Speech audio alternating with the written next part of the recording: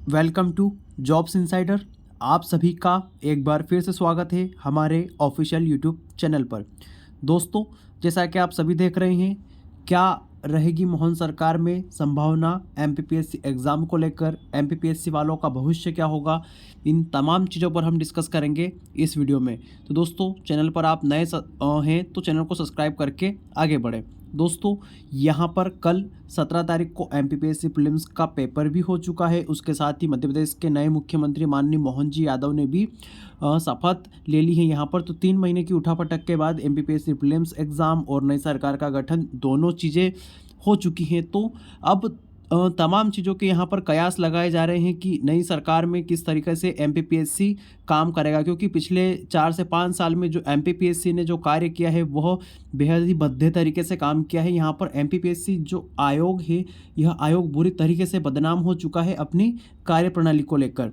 MPPSC ने पिछले सालों में यहाँ पर कई एग्ज़ाम लिए, लेकिन एक भी नियुक्ति यहाँ पर अभी तक नहीं दे पाया है पिछले 4 से 5 सालों में। तो इन तमाम चीज़ों पर यहाँ पर डिस्कस करेंगे कि आखिरकार पिछले 5 वर्षों में क्या किस तरीके से चीज़ें हुई हैं। दोस्तों, एमपीपीएससी का जो प्रीलिम्स का एग्ज़ाम है वह कल आयोजित हुआ, जिसका विस्तार से सॉल्यूशन और कट ऑफ के बारे में वीडियो हमारे चैनल पर पब्लिश हो चुका है, जो कि काफ़ी डिटेल से और एनालिसिस करके बताया है। तो उसके बारे में भी आप चैनल पर देख सकते हैं।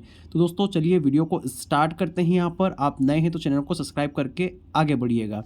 दोस्तों, बात 2018-19 की है। तब एमपीपीएससी में यहाँ पर 3 लाख के आसपास लोग विद्यार्थी अप्लाई करते थे और अपीयर भी होते थे।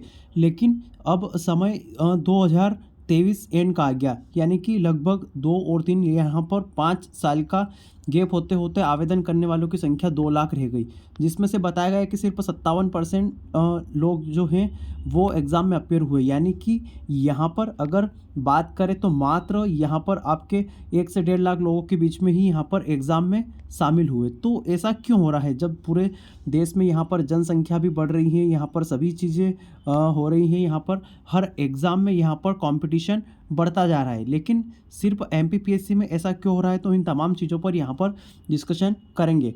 उसके पहले हम यहाँ पर थोड़ी सी पृष्ठभूमि देख लेते हैं कि पिछले सालों से एमपीपीएससी यहाँ पर क्या करता आ रहा है। तो 2018 में दोस्तों लास्ट एग्ज़ाम हुआ था एमपीपीएससी सिविल सर्विस एग्ज़ाम का, जिसकी ज्वाइनिंग यहाँ पर हुई थी और उस समय सभी चीज़ें यहाँ पर टाइम से हो गई थी।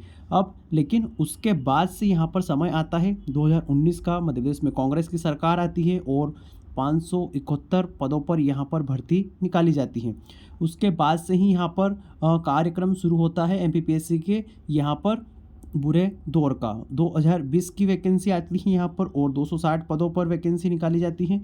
उसके बाद में 2021 का समय आता है यहाँ पर दोस्तों, और यहाँ पर 290 पदों पर यहाँ पर वैकेंसी निकलती 2021 में।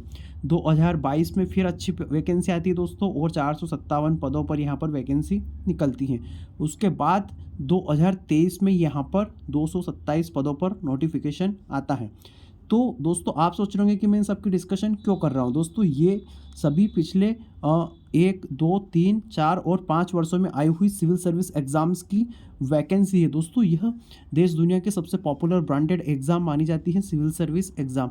अब इनमें कुल पदों को अगर जोड़ लिया जाए ना दोस्तों, तो 805 पद कुल होते हैं सिविल सर्विस एग्ज़ाम्स के पिछले 5 वर्षों के।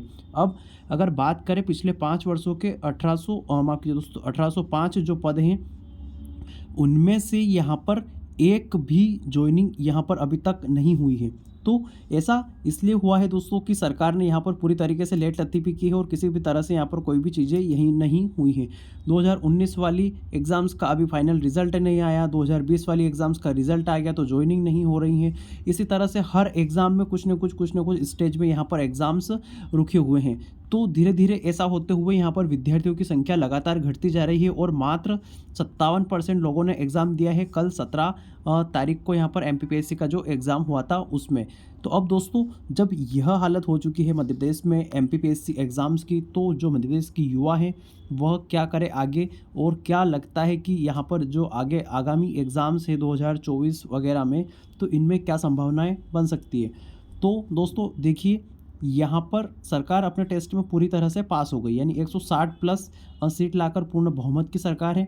सरकार को किसी भी तरह से ईफ बट की आवश्यकता नहीं है, जो मन चाहे वो कर सकती हैं।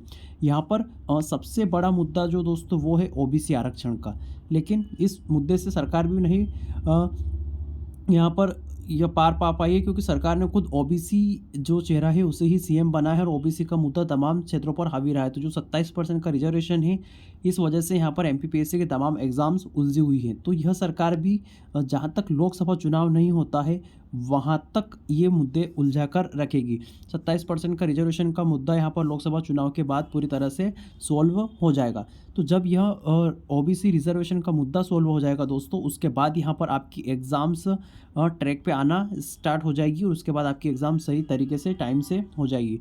तो दोस्तों, जहाँ तक मुझे ऐसा अंदाज़ है कि 2024 भी आपका पूरा ऐसा ही सुनसान निकलने वाला है। 2024 में भी आपके साथ कोई ऐसी खास अच्छी घटना नहीं होने वाली है जिसमें आपको कुछ अच्छी यहाँ पर पदों पर नौकरी मिले या आप डिप्टी कलेक्टर बन जाए। 2020 के जो भाई बहन हैं वो डिप्टी कलेक्टर बन चुके हैं, लेकिन वो ऐसे डिप्टी कलेक्टर हैं जो अपने घर पर सेवाएं दे रहे हैं, घर पे आराम फरमा रहे हैं, क्योंकि ना तो उनके पास ज्वाइनिंग है, ना ही उनको कोई ज्वाइनिंग की अभी आशा दिखाई दे रही है यहाँ पर। तो दोस्तों, कितने दर्द की बात होती है कि यहाँ पर 5-5 साल तक युवा तैयारी करते हैं और उसके बाद वहाँ पर वो डीएसपी और डिप्टी कलेक्टर जैसे पोस्ट पर सिलेक्ट हो जाते हैं, और लेकिन उनको ज्वाइनिंग नहीं होती है, या फिर किसी न किसी तरह से एग्ज़ाम उनकी हाई कोर्ट में या सुप्रीम कोर्ट में फंसी हुई रहती हैं। तो दोस्तों, काफ़ी दर्दनाक चीज़ें हैं यहाँ पर। अगर आप एमपीपीएससी की तैयारी कर रहे हैं तो आप भी थोड़ा सोच समझ के तैयारी कीजिएगा। अब एमपीपीएससी के छात्रों के लिए क्या यहाँ पर एडवाइस है, तो दोस्तों यहाँ पर जो एमपीपीएससी वाले हमारे भाई बहन हैं उनके लिए एक सबसे बेस्ट एडवाइस ये है कि आप एमपीपीएससी की तैयारी तो करते रहिए, लेकिन आपके साथ में यह कुछ न कुछ अल्टरनेटिव अवश्य रखिएगा, क्योंकि इस कंडीशन में यहाँ पर आपसे पार पाना बहुत मुश्किल है। दोस्तों, आप सभी जानते हैं 2019 से यहाँ पर 2024 आ चुका है। इतने लंबे सफ़र में व्यक्ति की 5 साल की उम्र निकल चुकी है। यहाँ पर दोस्तों 5 साल का बच्चा यहाँ पर स्कूल में एडमिशन ले लेता है और अपने पैर चलने लग जाता है। यहाँ पर इतना समय देने के बाद भी आपके पास कोई जॉब नहीं है, आप जॉब ले से आपके पास कुछ भी हाथों में नहीं है। तो दोस्तों, जीवन बहुत अमूल्य है। हम सिर्फ किसी एक एग्ज़ाम्स की तैयारी करने के लिए पैदा नहीं हुए हैं। मैं आपको डिमोटिवेट नहीं कर रहा हूं, लेकिन दोस्तों मैं आपको हकीकत से रूबरू करा रहा हूं कि आप इस चीज़ों का पूरा ध्यान रखें। एमपीपीएससी मान सकते हैं अपन कि आपके जीवन के सबसे बेस्ट एग्ज़ाम है और आप बहुत कुछ अच्छा प्राप्त करना चाहते हो, सबसे अच्छा भी है, लेकिन सिर्फ एक एग्ज़ाम के भरोसे बैठकर अपनी जवानी को आप इस तरह से बर्बाद नहीं कर सकते। तो दोस्तों, इसके अल्टरनेटिव में आप दूसरी जो स्टेट पीएससी है, जैसे सीजीपीएससी है, यहाँ पर आरएएस हैं, यहाँ पर इन चीज़ों को यहाँ पर थोड़ा सा ध्यान रख सकते हैं, इनकी तैयारी कर सकते हैं। साथ में आप दूसरे अदर कॉम्पिटिटिव एग्ज़ाम हैं उनको भी साथ में यहाँ पर ले सकते हैं, अन्यथा आपके लिए थोड़ी चीज़ें मुश्किल हो जाएगी, क्योंकि एमपीपीएससी में ऐसा लग रहा है कि दोस्तों थोड़ा समय यहाँ पर लग सकता है। तो यहाँ पर अभी रेलवे की काफ़ी अच्छी वैकेंसी आने वाली है दोस्तों, जिसमें आरपीएफ की जो सब इंस्पेक्टर की पोस्ट होती है दोस्तों, उसमें यहाँ पर आपके सामने बहुत अच्छी अपॉर्चुनिटी रहेगी, क्योंकि यहाँ का सिलेबस में जीके के 50+ प्रश्न रहते हैं, जो कि यहाँ पर एमपीपीएससी वालों के लिए काफ़ी फायदेमंद हैं। तो इन चीज़ों को ध्यान रखकर आप सबसे पहली प्राथमिकता से अपने परिवार को सुरक्षित कीजिए और यहाँ पर नौकरी पकड़िए। उसके बाद यहाँ पर एमपीपीएससी के भरोसे बैठिए दोस्तों, अन्यथा खाली हाथ बैठे रहने से कुछ नहीं होगा।